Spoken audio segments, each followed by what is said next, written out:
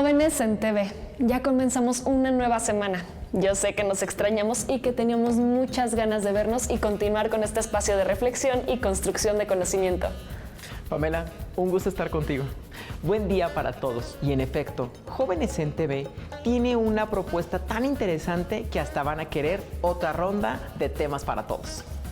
Querido Matías, por supuesto que comparto el gusto. Y déjame te cuento que hoy hablaremos de la obesidad como enfermedad, que es diferente a la complexión. Analizaremos quién dicta qué y cómo es la belleza y descubriremos dónde se encuentra en realidad. Vamos a calcular el número de estrellas en el universo y el número de granos de arena en la Tierra. ¿Para qué? Ya verás. Y recordando al doctor Mario Molina la importancia de la presión y composición atmosférica en la vida. Seremos testigos de historias de compromiso con la biodiversidad y el cuidado de especies animales. Además, un capítulo de la Ciudad de México en el tiempo con la vida urbana alrededor de la Villa de Guadalupe. Y en este viaje, hoy continuaremos analizando este vasto mundo de la cultura cívica. ¿Qué es? ¿Para qué sirve? ¿A quién beneficia? Y muy a propósito, el programa Hacer el Bien. Nada más y nada menos. Esto es Jóvenes en TV. Comenzamos.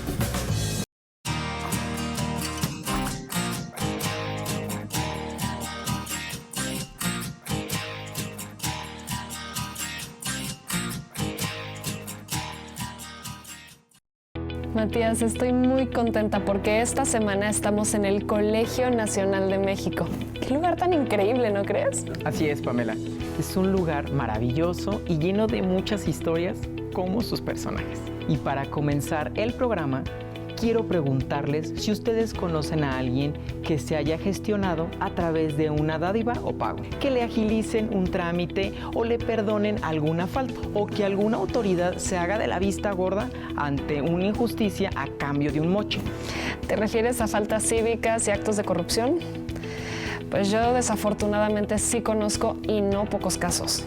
El llamado coyotaje, la mordida, el que no tranza, no avanza. La compra de favores y voluntades a nivel administrativo o a nivel político son prácticas que debemos cuestionar y poner sobre la mesa. Es una reflexión obligada cuando hablamos de cultura cívica, es decir, como una aspiración tal vez un poco utópica, o como la práctica ciudadana que busca un cambio de actitud, de pensamiento y de costumbres.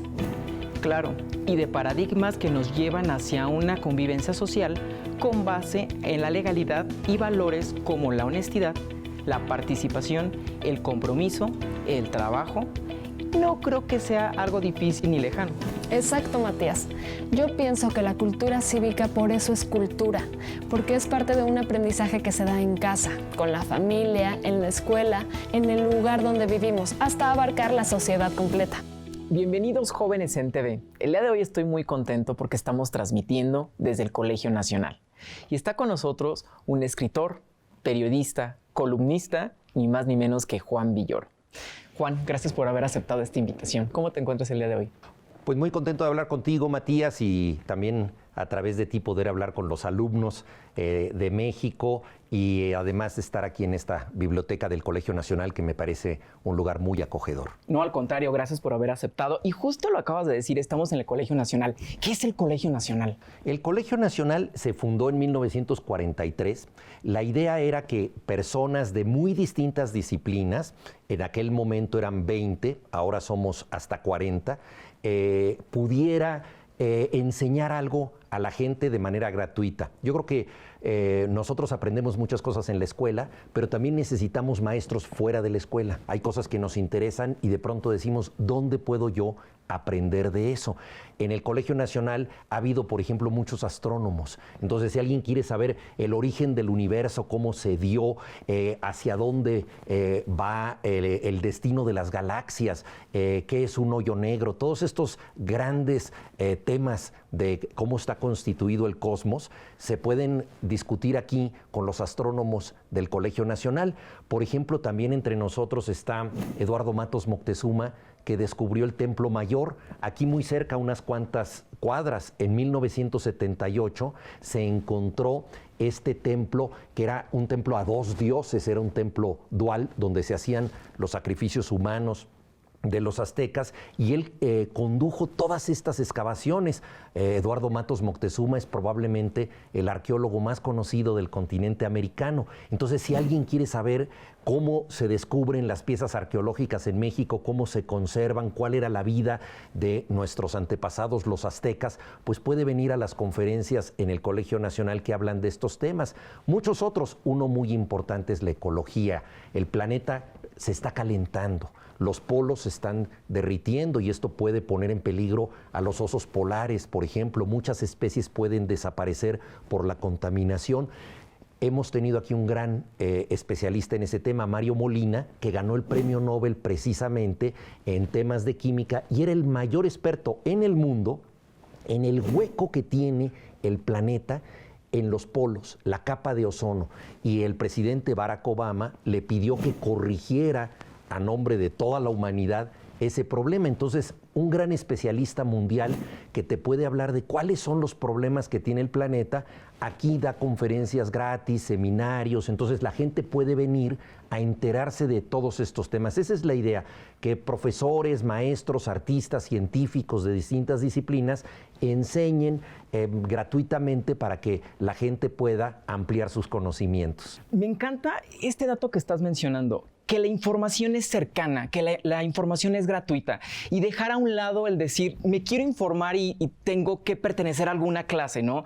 Creo que la información es más cercana de lo que creemos, pero no estamos informados. Y el que lo menciones aquí, de verdad es algo que me enorgullece, el decir, puedes saber de tantos personajes que han pasado por aquí, puedes venir, informarte y enriquecerte del conocimiento, y que está muy cercano a la mano, ¿no?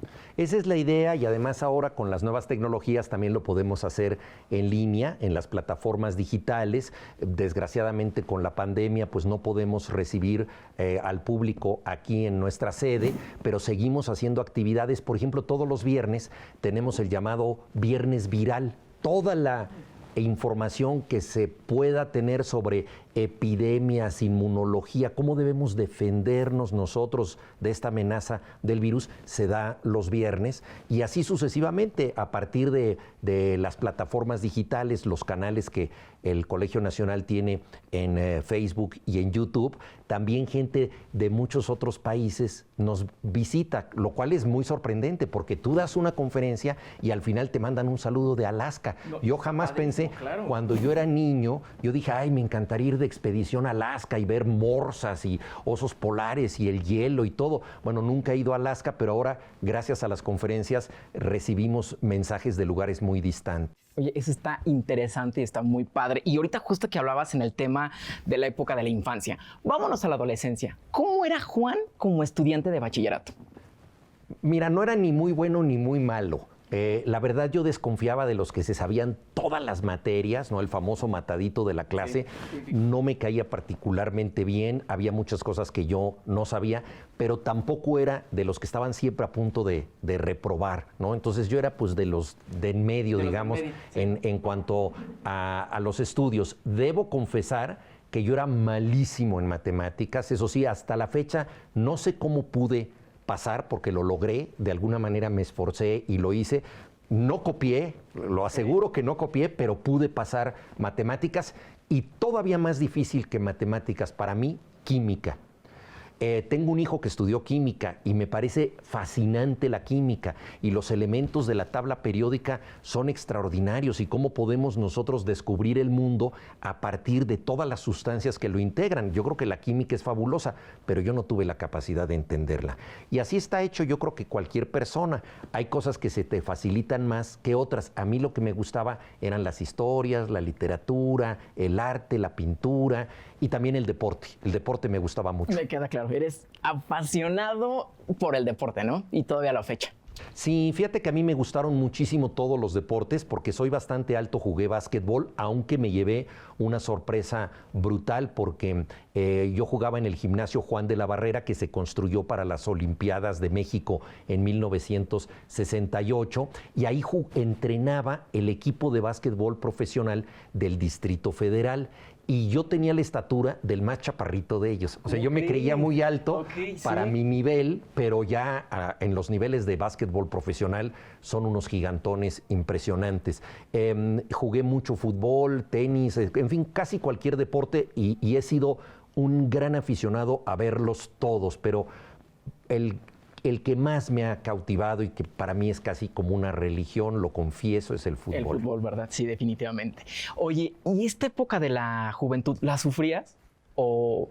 Yo creo que todos los jóvenes sufren bastante porque es una época muy complicada en la que estás como en una expedición donde se te descompuso la brújula. No sabes a dónde ir. Yo me acuerdo cuando yo tenía 13, 14 años, y si me preguntabas, ¿tú qué vas a hacer cuando seas grande? No tenía la menor idea. Y de pronto me gustaba una chica y me ponía nerviosísimo. ¿Y qué hago para acercarme a ella? Se me ocurrían 1000 palabras maravillosas en la cabeza, pero llegaba y era una persona que estaba mudo o si acaso tartamudo, lo cual no te ayuda mucho, porque pareces un tarado. Entonces, todos estos nervios, todas estas cosas, yo creo que tienen que ver con la juventud. No es nada fácil ser joven. La gente dice, los jóvenes tienen el futuro por delante. Sí, pero qué difícil no saber hacia dónde vas. Cometes un error y puedes arruinar tu vida. Te subes a un coche sin saber manejar y chocas y te quedas paralítico. Consumes drogas que no te convienen y te va mal para siempre. En fin, estás descubriendo cosas. Yo creo que es una etapa maravillosa, pero también es una etapa difícil. A mí me ayudó mucho, Matías, leer un libro a los 15 años. Estaba yo en las vacaciones entre la secundaria y la preparatoria. Y como te digo, estaba desesperado, no sabía qué hacer con mi vida. La chica que me gustaba no se había enterado porque yo nunca me atreví a decírselo. En este mundo de confusiones, leí un libro que se llama De Perfil, del escritor mexicano José Agustín. Me lo recomendó un amigo mío que nunca había leído un libro. Y a mí casi me asustó que mi amigo que no leía libros, de pronto llegara con un libro. Dijo, ¿qué le pasó a mi amigo Jorge Mondragón? Que esto es muy extraño, porque además está leyendo un libro que no le dejaron en la escuela, lo está leyendo por gusto. Lo leí y me maravilló, porque curiosamente trata de la historia de un adolescente que está entre la secundaria y la preparatoria, el momento en el que yo estaba. Toda la novela ocurre en la Ciudad de México. Yo vivía entonces en la Colonia del Valle, en un edificio de departamentos, y el muchacho que protagoniza la historia vive en la Colonia Narvarte, que se parece mucho. Él no sabe qué estudiar, no le caen bien la mayoría de sus maestros, tiene problemas para conquistar una chica, aunque finalmente lo logra, una cantante de rock and roll.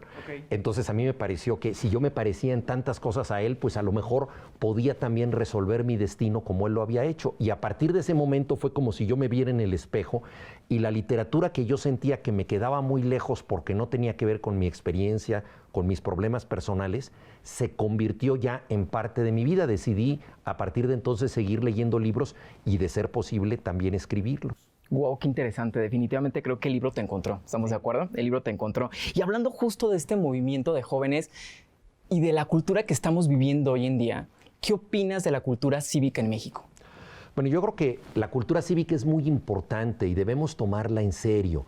No se trata de algo que nosotros tengamos que acatar por obligación, porque ¿qué es la cultura cívica? Es el respeto por el otro, es pensar que los derechos que tú tienes también los tiene otra persona. El problema es que a veces lo que nosotros queremos hacer puede afectar negativamente al otro. Entonces tenemos que tomarlo en cuenta porque queremos que esa persona también nos tome en cuenta. Voy a poner un ejemplo de un salón de clases.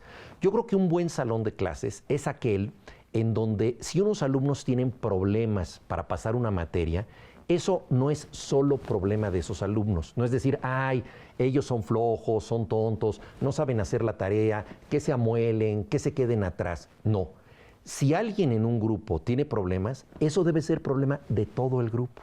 Algo está fallando. Entonces, entre todos debemos ayudar a que los que están más rezagados, más atrasados, se unan a la mayoría. Entonces, eso yo creo que es muy importante. No pensar aquí sobrevive el que tiene más ventajas y va a salir adelante, sino el grupo. Yo creo que eso es la cultura cívica. La cultura cívica tiene que ver con el grupo, con que el problema de uno es el problema de todos.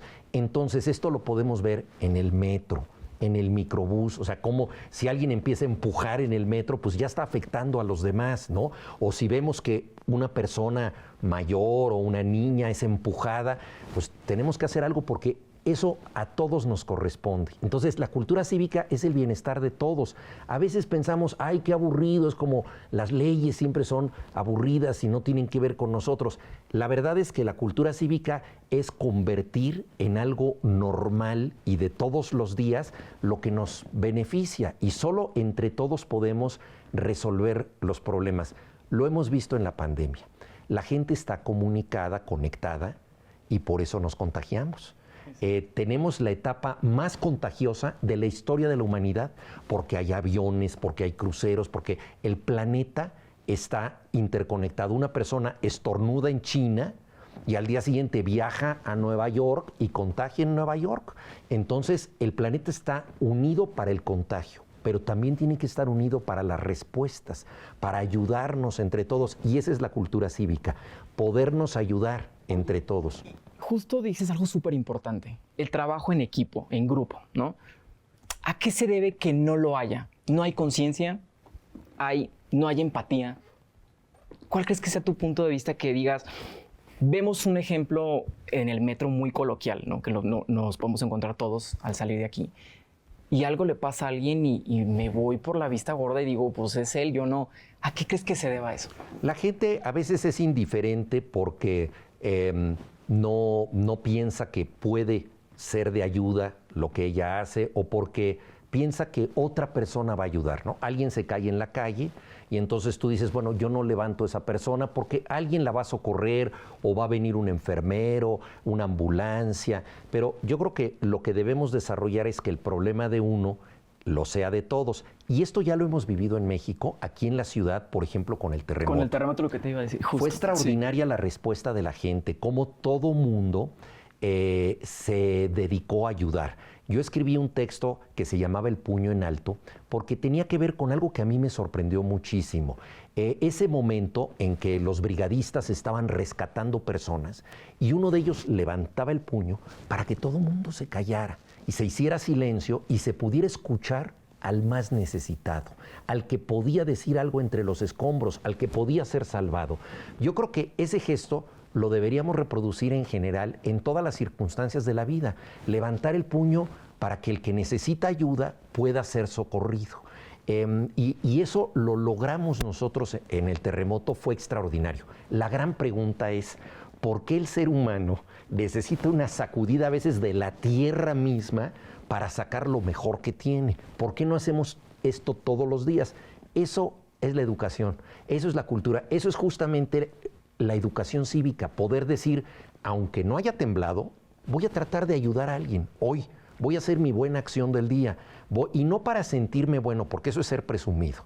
Yo creo que la persona que es buena no presume de ser buena, simplemente hace su trabajo como ser humano. Se le cae algo a una persona, se lo levantas y se lo das. Ese gesto tan sencillo está mejorando a toda la humanidad. Y yo creo que es lo que tenemos que aprender. Y lo vemos nosotros en la escuela, ¿no? Alguien olvida su pluma, pues no nos quedamos con la pluma, ¿no? Sino que, oye, se te olvidó la pluma, aquí está. Y así se va recuperando, pues, esta cadena solidaria entre la gente, porque nosotros no podemos estar existiendo en soledad. El ser humano es un animal social. Hay un verso muy bonito de un poeta que estuvo en el Colegio Nacional, Octavio Paz, que parece un trabalenguas. Él hizo un poema muy largo en donde cada verso tiene 11 sílabas. Los poetas a esto le llaman endecasílabos. Entonces él tenía que medir las sílabas para que hubiera un buen ritmo en el poema. Y se le ocurrió hacer un verso por cada uno de los años del calendario azteca. Entonces su poema se llama Piedra de Sol porque es un calendario no de horas ni de años, sino de versos. Entonces los versos son los mismos la misma cantidad de años que tiene el calendario azteca, la piedra de sol. Y ahí tiene este verso que dice, los otros todos que nosotros somos. Parece un trabalenguas, los otros todos que nosotros somos. Lo que nos quiere decir Octavio Paz es que los otros somos nosotros. Formamos parte de una colectividad y lo vemos en los grupos de animales que viven juntos. Los antropoides de los que descendemos están juntos, están unidos para sobreponerse a las distintas adversidades. Entonces el ser humano necesita de la compañía y lo sabemos de muy distintas maneras. Por ejemplo, cuando alguien está cansado o aburrido, bosteza. Y bosteza uno y de pronto otro bosteza. El bostezo es contagioso. Definitivamente. Los especialistas en la evolución humana dicen que el bostezo es contagioso porque el ser humano era un cazador y salía a cazar a la misma hora. Por lo tanto, todos se tenían que dormir a la misma hora. Se contagiaban el bostezo, se dormían y entonces despertaban todos frescos y salían a cazar juntos. Ese es el ser humano, necesita estar en colectividad. Y así como podemos contagiar el bostezo, podemos contagiar cosas muy positivas como los valores, ayudar a los demás. Justo voy a retomar de eso. Mencionaste varios ejemplos. ¿Qué tenemos que fortalecer para tener una buena cultura cívica en México? Yo creo que esto es algo que tiene que ver con todos nosotros. Tiene que ver con los niños, pero tiene que ver con sus papás. Yo creo que es muy importante que los padres se involucren en esto y participen en la educación, la transmisión de los valores y que en la casa los niños tengan una educación parecida a la que van a recibir en la escuela. Luego están los maestros.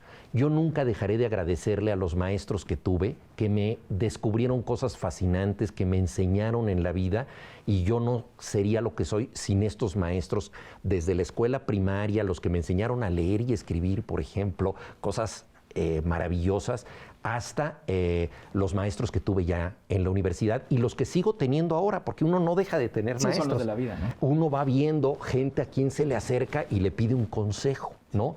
Entonces, yo creo que esto, entre todos podemos transmitir estos valores. Es una responsabilidad colectiva. También yo lo que le digo a los alumnos es, ábranse a este consejo, porque muchas veces, y yo me acuerdo a los 13, 14 años, llega un nuevo maestro y le aventamos avioncitos de papel y no queremos oírlos y le queremos tomar la medida y a ver si nos puede mantener tranquilos y queremos echar relajo.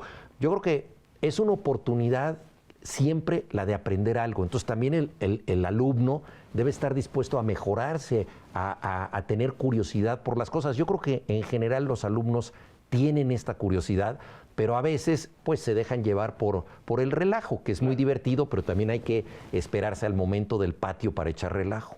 Juan, muchísimas gracias por esta entrevista. Definitivamente creo que levantaste muchísima inspiración a toda nuestra audiencia y sobre todo me quedo con el trabajar en equipo. El problema de enfrente también es mío y no necesito estar en un problema, aunque sea positivo, sea negativo, hay que ayudar.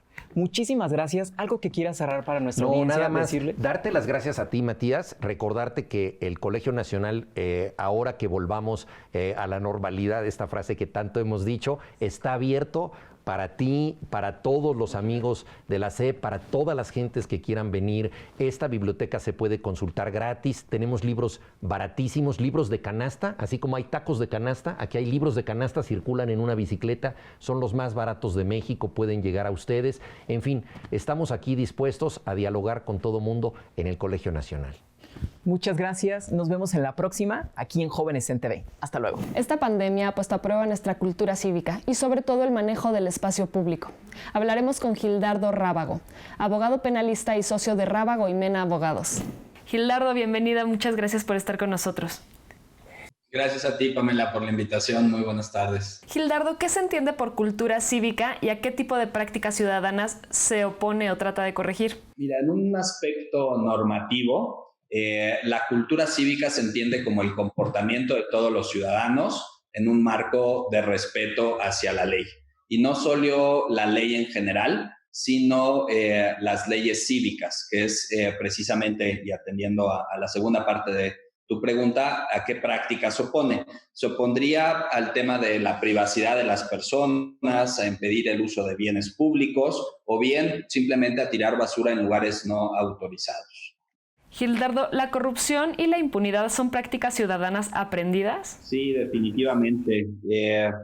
En el ámbito privado, la corrupción tiene una percepción diferenciada. Esto es, que no es percibida por todas las personas de una misma manera.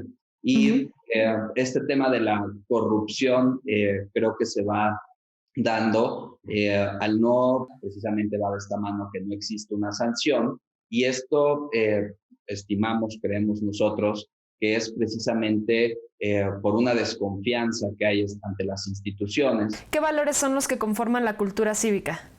Pues son muchos valores, específicamente, y me atrevo a abordar ahorita el tema de la Ley de Cultura Cívica en la Ciudad de México. Y en su artículo 2 establece que los valores o los principios de una cultura cívica son la corresponsabilidad, la legalidad, la solidaridad, la honestidad, la equidad, la tolerancia y la identidad. Esta última parte de la identidad pues va de la mano con esta obra de la sociedad decente, ¿no? En donde haya un respeto mutuo tanto entre las personas, ciudadanos, como entre las instituciones públicas y privadas.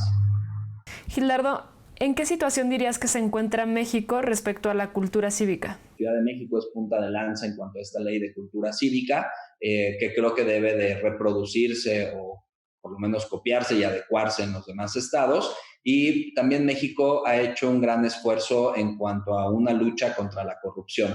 Se ha ratificado, se ha unido en una de las comisiones de las Naciones Unidas de lucha contra la corrupción, y esto principalmente va hacia un aspecto de la organización privada, de las empresas, pero también hacia un aspecto gubernamental, ¿no? Para evitar prácticas de corrupción. Oye, entonces, ¿de quién depende el fomento de la cultura cívica? Definitivamente del Estado. El Estado es el único encargado como el depositario de las expectativas, ¿no? sociales para su cumplimiento, y obviamente una tarea de la sociedad como coadyuvante precisamente para la implementación. Es este binomio, ¿no? que podemos manejar, decir, ok, pues si el Estado lo está implementando perfectamente, pues el engrane que se necesita pues es que nosotros, los ciudadanos, pues lo implementemos correctamente desde la trinchera, desde la que nos toque, ¿no? Ya sea un maestro, ya sea nosotros como abogados, ya sea ustedes como medios de comunicación, todos debemos de converger en un mismo punto hacia una sana y correcta cultura cívica. Gildardo, ¿cuáles crees que son las reformas o mejoras legales que se deberían aplicar en nuestro país? Es un trabajo conjunto. Precisamente uno de estos aspectos es este tema de la cultura cívica integral, y que debe de permear hacia todos los aspectos, principalmente reformas en materia de educación, seguir con toda la implementación. Recientemente y a raíz de la reforma en nuestro sistema de justicia penal en el año 2008, se incorporó un capítulo especial en el Código Nacional de Procedimientos Penales respecto a la responsabilidad penal de las empresas o de las personas jurídicas. Entonces, creo que el trabajo se está haciendo, creo que se está yendo hacia allá, sin embargo, pues es un largo camino. Y el punto medular, yo insisto, es el tema de la educación. Por ahí debemos de empezar, ¿no? Por implementar mayores clases, mayores horas hacia los alumnos en cuanto a temas de cultura cívica. Oye, Gildardo, hace un momento lo mencionabas que para hacer una formación cívica es desde nuestros padres, ¿no? Pero, ¿cómo pueden actuar o participar los jóvenes en México en pro de una cultura cívica? Yo creo que a través de estas mismas asociaciones o agrupaciones de cierto carácter político, por llamarlo así, es como podemos influenciar hacia la correcta práctica de los procedimientos y de la cultura cívica en nuestro país. Perfecto, Gildardo. Muchísimas gracias. Gracias a ti, Pamela. Gracias, Matías.